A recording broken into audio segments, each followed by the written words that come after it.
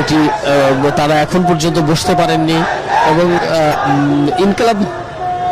মঞ্চের ফেসবুক পেজে একটি তথ্য জানানো হয়েছে যে এখন পর্যন্ত ইনকিলাব মঞ্চ এই ওসমান হাদির মৃত্যুর পরে তারা কোনো কর্মসূচি দেননি এবং তাদের যে কোনো কর্মসূচি এই পেজ থেকেই জানানো হবে। সে কারণে এখন যারা কর্মসূচি করছেন তারা কিন্তু আসলে ওসমান হাদির শুভাকাঙ্ক্ষী বা তাকে ভালোবাসে। শহীদ ওসমান হাদি, আপনি জানেন যে জুলাইয়ের এই অভ্যুত্থানে শহীদ ওসমান বিন হাদি বেশ আলোচনা এসেছিলেন এবং তিনি তার ভূমিকা ছিল অসামান্য ভূমিকা এবং এই অভ্যুত্থানের পর তিনি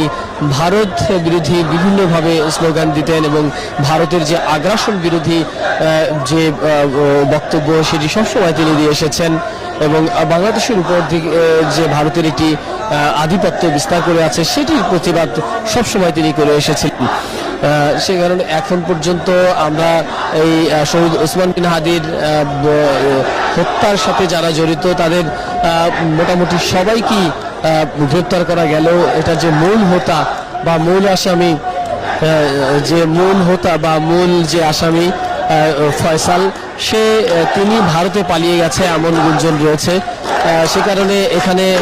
যারা উপস্থিত হয়েছে ইনকিলাব মঞ্চের যারা নেতাকর্মীরা রয়েছে তারা বলছেন যে হাদিকে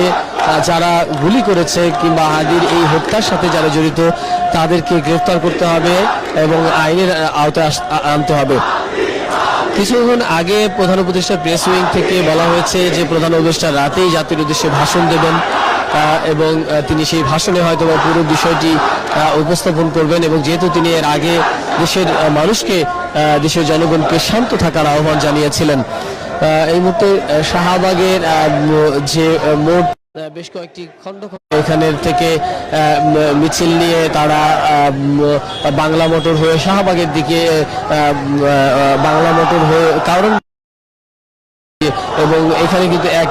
নারায় এবং আমরা দেখতে পাচ্ছি যে এই মুহূর্তে হাদির মৃত্যুর পরে গত একদমই শুভাকাঙ্ক্ষী এবং যাদের সাথে একত্রে প্রচারণা চালাচ্ছিলেন ঠিক সেই রকম একটা সময় আসলে তিনি গুলিবিদ্ধ হয়েছিলেন এবং এটি মোটা দাগে যেটি বলতে হবে মৃত্যুতে বিএনপি, জামাত, এনসিপি, ইসলামী আন্দোলন সহ যে বিভিন্ন রাজনৈতিক দল টিএসসি এলাকা